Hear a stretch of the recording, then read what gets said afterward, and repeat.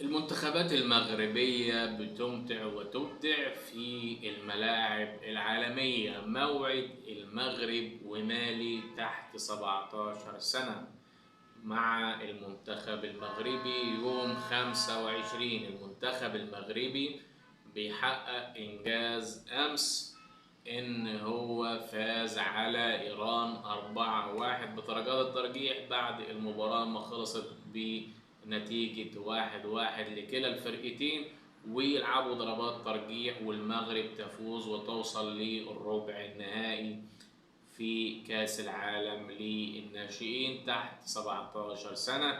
المغرب هتلاعب مالي في ربع النهائي، وصعدت المغرب طبعا بداية من أول المجموعة، وفازت بعد كده على إيران زي ما قلنا 4-1، وهتقابل مالي إن شاء الله الساعة 8:30 بتوقيت أبو ظبي.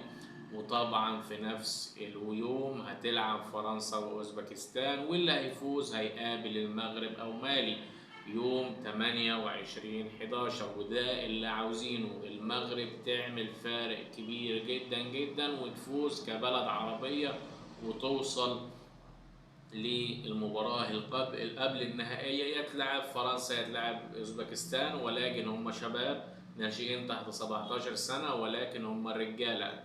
لعيبة المغرب لعيبة رجالة، لعيبة قدرت تيشيرت المنتخب، قدرت علم البلد، قدرت جهد وتشجيع المنتخب المغربي، إذا كان عنده 17 سنة أو إذا كان لاعب كبير في الفريق الأول. وده بيحس على اللاعب إن هو بيدي كل ما يملك.